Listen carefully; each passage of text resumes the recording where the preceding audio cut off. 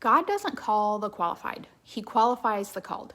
This is a favorite quote of mine. I've heard this quote so much lately, and I thought I'd break it down just a little bit because we read quotes and think, yeah, that sounds good, but what does it actually mean?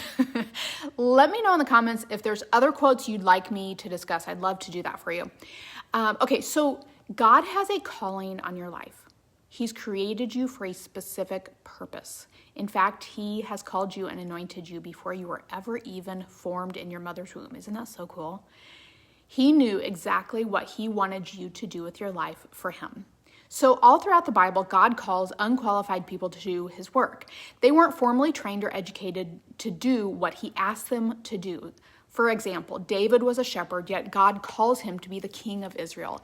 And then Esther was a young Jewish girl who became the queen and saves her people. So the Bible is filled with amazing stories just like these.